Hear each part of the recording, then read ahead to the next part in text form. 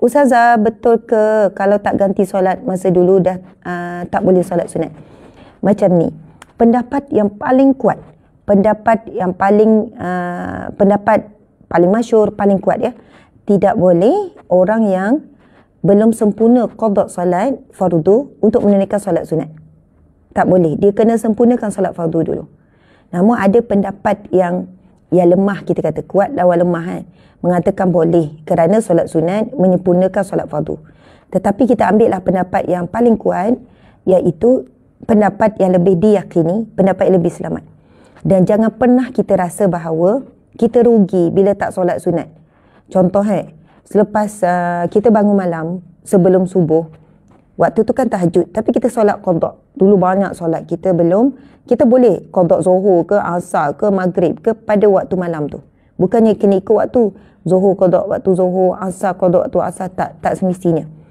Jadi kita akan rasa macam, ya Allah, aku kabur nak solat tahajud, tapi qada belum habis solat qada. Tuan puan, solat sunat berapa rakaat pun tidak boleh menandingi solat fardu. Yang tu kita kena faham. Besarnya pahala solat fardu dan pentingnya solat fardu yang perlu diqada adalah lebih utama. Sebab itu, insya-Allah, kita solat fardu qada pada waktu tahajud itu akan dapat pahala yang lebih besar, lebih banyak, kerana kita menunaikan kewajipan, tanggungjawab, dan kita terlepas daripada azab kerana tidak melalaikan kewajipan, kemudian pahalanya lebih berganda. Maksudnya, solat sunat tidak boleh menyamai besarnya ganjaran pahala solat fardu. Okey, dah boleh faham di situ ya, kenapa? Jadi jangan rasa macam, ya Allah, saya nak solat hajat, saya nak solat hajat untuk anak, ataupun saya nak solat duha, saya nak solat duha untuk rezeki. Kita boleh je solat qada subuh waktu duha, ataupun qada zuhur waktu duha. Lepas tu mintalah rezeki. Sebab pasal doa ni, kita boleh berdoa pada mana-mana waktu selepas solat. Bukan solat khusus tu saja. Saya nak solat taubat, saya banyak buat dosa, tapi qada solat tak habis lagi. Solat je qada, lepas tu buatlah mohon ampun dengan Allah. Jadi janganlah kita sempitkan untuk hajat, untuk tujuan tertentu, misi solat tertentu. Lepas solat fardu, kita boleh berdoa dengan apa sahaja. Ada yang tanya, maknanya kita tak boleh solat sunat langsung. Saya dah jawab tadi. Contoh sekolah buat solat hajat, sempena saudara kita di Gaza, masjid buat solat hajat, boleh je kita sertai. Boleh kita sertai. Di waktu yang sama, kita bukan golongan yang melengahkan ataupun melalaikan solat qada kalau kita ada qada. Sebab masalah yang berlaku apabila kita jaga solat sunat, tapi solat qada fardu yang lebih utama diselesaikan tu jadi tak terbuat. Sebab apa? Dah penat buat solat sunat. Maksudnya dah solat sunat. Lepas tu jadi kita menangguh. Jadi keutamanya adalah solat fardu. Jadi kalaulah kita nak buat juga solat sunat dalam situasi tertentu, maka jangan sampai kita melalaikan, melengahkan qada solat fardu. Dan kepada orang, contohnya, Ustazah, saya dah 10 tahun tak solat. Jadi cubalah kali 10 kali 5 kali 30 hari kali 12, kali 10 tahun. Dapat berapa? Berapa rakaat? Berapa fardu tu? Dia kena 5 waktu solat kali dengan 30 hari lah kita kata. Lepas tu kali pula 12 bulan. Lepas tu kali pula 10 tahun. Jadi berapa jumlah semua? 18,000 solat kalau 10 tahun. Lepas tu adalah yang jawab macam ni. Kalau 18,000 fardu solat nak kena ganti, memang tak tergantilah. Lalu dia pun tak qada sebab dia dah ada fikiran tu. Tuan puan, siapa sahaja yang berniat untuk ganti balik solat, dia tak solat 5 tahun, 10 tahun, tapi dia usahakan. Dengar ya, dengar tak semua ni? Okey, subhanallah. Tu pakai topi tu, dengar tak? Pasal qada solat. Wajib. Memang wajib. Okey, lepas tu yang penting pasal niat. Pasal niat untuk qada. Kalau Allah takdirkan, bukannya permainkan niat. Kau pengen, yang penting aku dah pasal niat. Lepas tu tak buat. Tak boleh lah. Itu mempermainkan niat lah. Allah Maha tahu. Kita usahakanlah buat. Okey, pasal sebut usahakan, habis tu setengah tu orang dah respon macam ni. Oh, kalaulah wajib qada macam tu, tak buat kerja lain lah. Semayang. Tengok, itu ada nada sinis. Kan bila kita kata wajib qada, tak ada kompromi. Ini adalah pendapat yang terkuat dalam semua mazhab. Okey, ada perbincangan lagi lah tu. Ada perbincangan tu. Kan ada yang pegang pendapat tak wajib qada, cukup taubat. Tetapi pendapat yang paling kuat iaitu wajib qada. Okey. Jadi bila dengar macam ni, saya 10 tahun tak solat, saya 20 tahun tak solat, saya baru nak bertaubat ni umur 40. Kalau macam ni tak jadilah bertaubat. Tak jadi sebab dia rasa beratnya nak kena qada 20 tahun solat. Jadi jawapan kita ialah terus niat untuk qada dan cuba laksanakan semampunya, semampu yang boleh. Contohnya, Zuhur qada Zuhur, Asar qada Asar. Dia baru buat sebulan, dia baru buat seminggu, lepas tu meninggal. InsyaAllah, mudah-mudahan dia ampunkan semua dosa solat yang dia tinggalkan itu. Dikira selesai. Sebab dia ada niat dan dia ada usaha.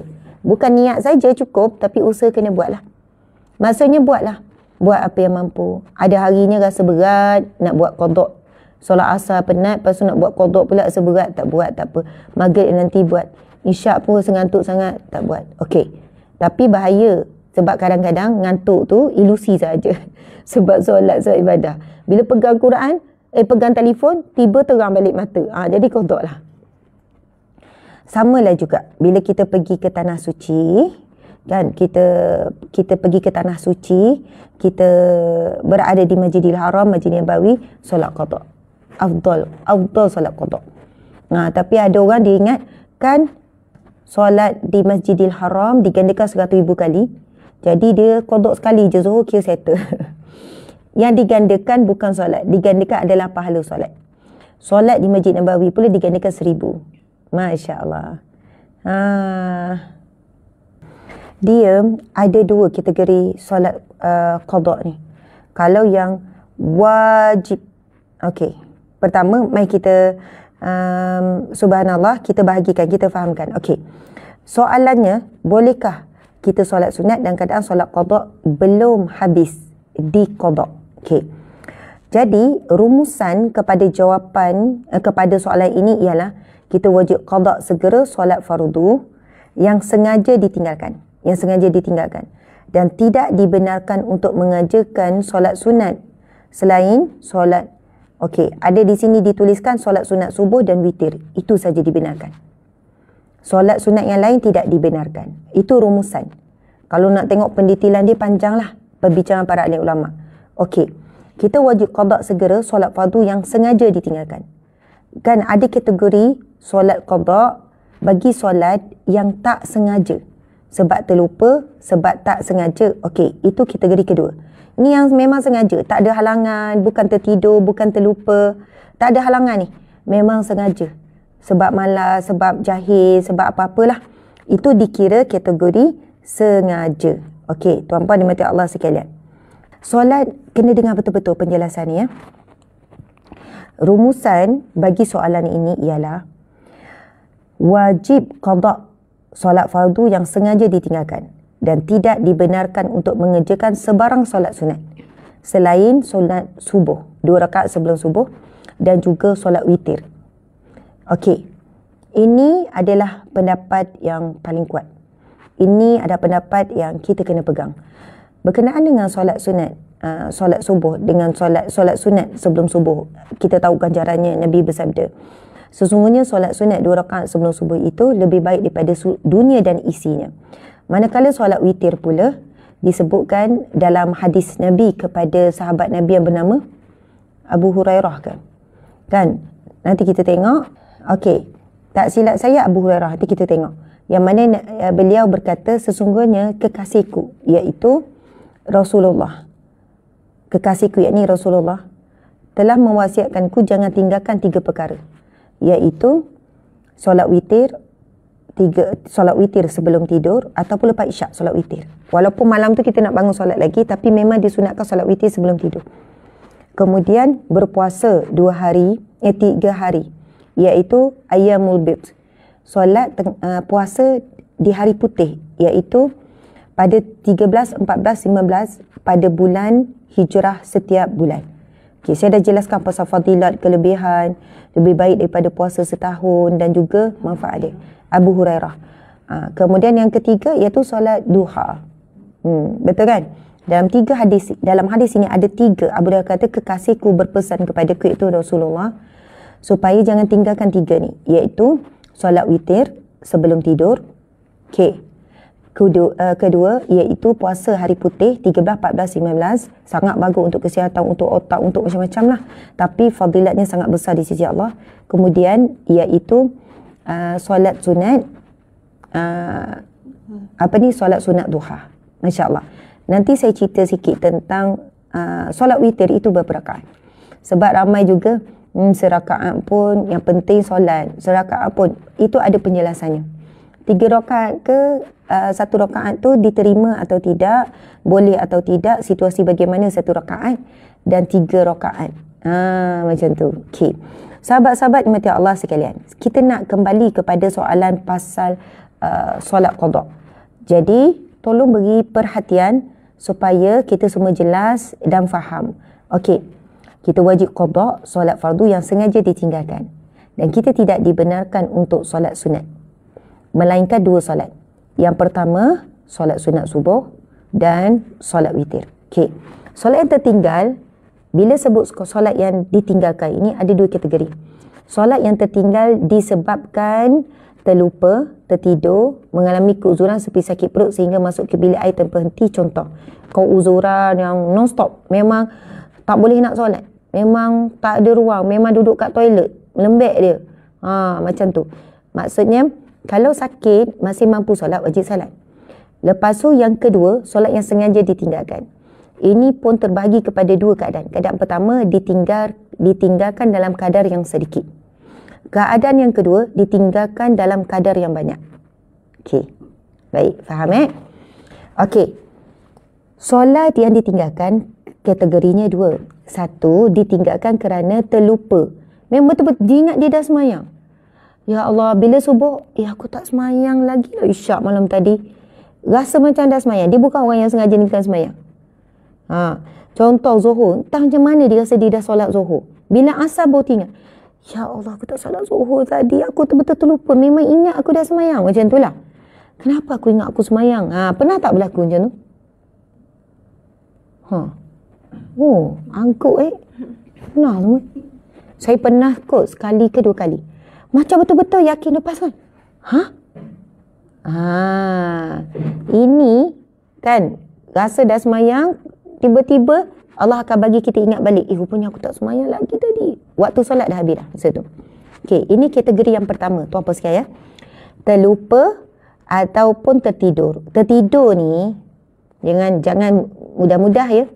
Okey, balik kerja, lepas tu tengok pukul 2. Tidurlah kejap, letih ngantuk Masuk bilik, tutup langsir, tutup pintu, pasang aircon, masuk selimut.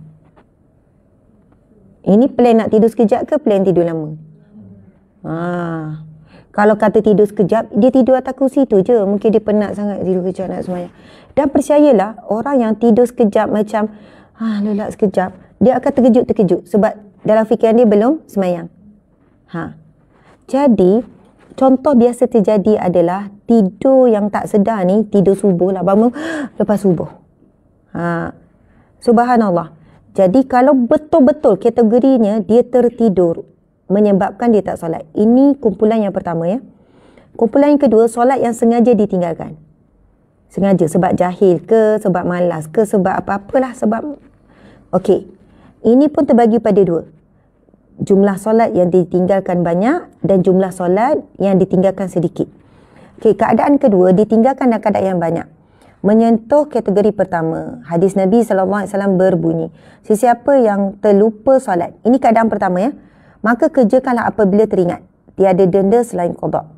Masih ada ruang toleransi dan bab ini menurut mazhab Syafi'i. Saya datangkan contoh untuk kita memahami dengan lebih baik. Selepas solat zuhur, Halim baru teringat dia belum mengerjakan solat isyak semalam. Dalam kes ini, Halim boleh mengerjakan solat ba'diyah zuhur dahulu, barulah solat isyak. Siapa yang dia kena qada solat, tengok saya sekejap. Siapa yang kena qada solat fardu yang sebab kategori pertama. Kategori pertama apa? Tengok tu sikit pula. Sebab terlupa, sebab tertidur, maka dibenarkan untuk solat sunat. Contoh masa Zuhur, ya Allah malam tadi aku belum solat isyak lah. Malam tadi aku belum solat isyak. Okey.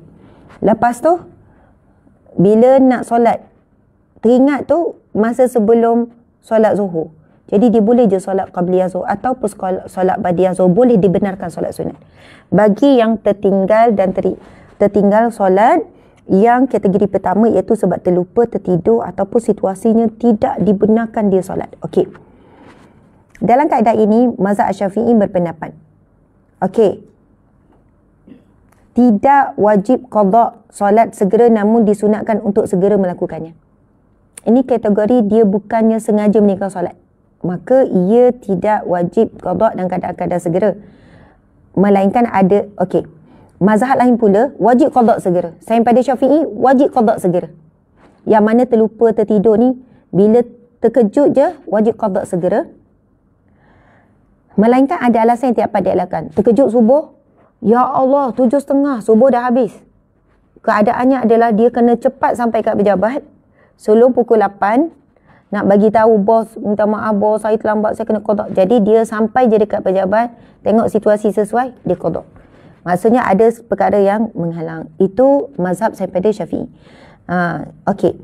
Bagi kategori kedua, ulama berbeza pendapat. Kita tidak akan bincangkan pendapat minoriti ulama, tapi kita tengok mazhab ataupun pendapat majoriti ulama. Okey.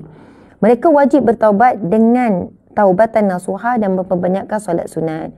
Ini mazhab Hanafi agak luas dan longgar. Okey. Bagi kategori kedua, ulama berbeza pendapat, iaitu mereka meninggalkan dengan sengaja, ya. Mazhab Hanafi agak luas dan longgar. Okey, kita tengok.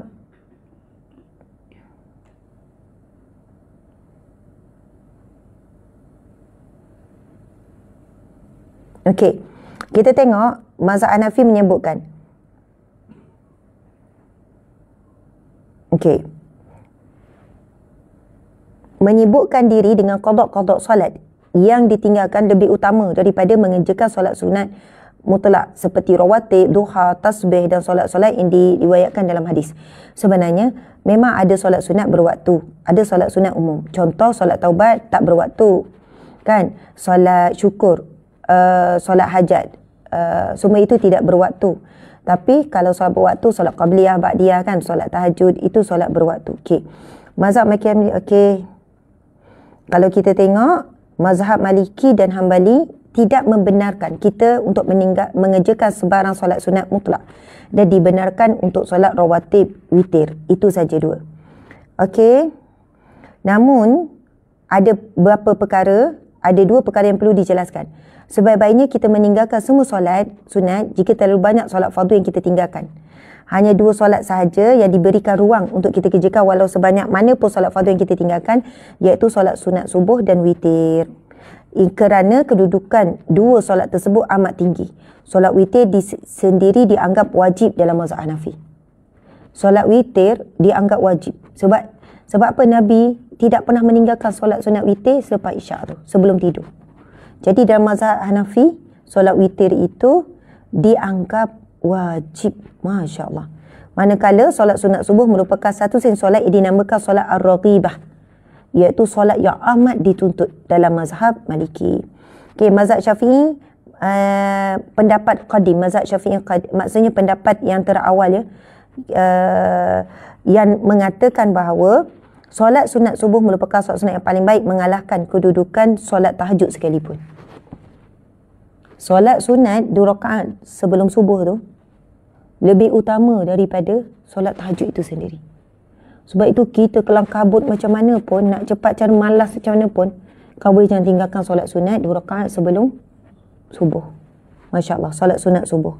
Okey, subhanallah. Bagi mazhab Syafi'i, mereka membahagikan solat yang tertinggal kepada 2 kategori, sebagaimana dinyatakan pada permulaan tulisan ini. Ini mazhab Syafi'i kita. Sesiapa yang ada tertinggal solat fardu, jika tertinggal kerana uzur, maka dia harus mengerjakan solat-solat sunat. Uzur tu tertidur, terlupa, ataupun ada keadaan yang menghalang. Okey, betul-betul menghalang. Okey, faham ya? Maka dia harus mengerjakan solat-solat sunat. Sama ada rawatib dan selainnya. Okey. Jika dia meninggalkan solat dengan sengaja, malas ke, jahil ke, yalah. Jahil ni sekarang semua orang tahu dah solat itu wajib. Tapi kerana kejahilan ilmu apa semua dia sengaja. Maka dia tidak harus untuk mengerjakan sebarang solat sunat sebelum selesai qada. Kerana qada wajib dikerjakan dengan segera. Maksudnya dia kena sedaya upaya qada solat fardu.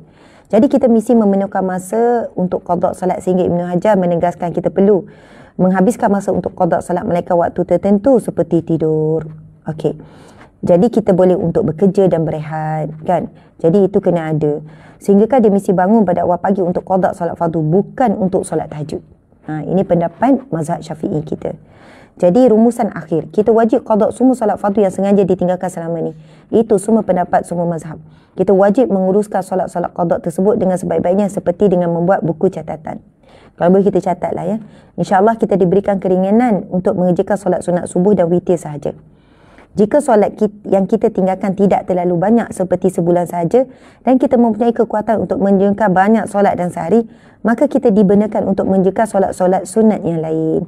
Kita dibenarkan untuk qada pada bila masa tiada waktu larangan. Tak semestinya qada subuh pada waktu subuh. Okey. Jadi subhanallah, sekiranya ada orang baru bertaubat dan kadang fizikalnya sudah lemah atau mungkin dia akan terus meninggalkan solat apabila mengetahui kewajipan qada, maka bolehlah ketika itu kita mengambil pendapat yang paling lemah.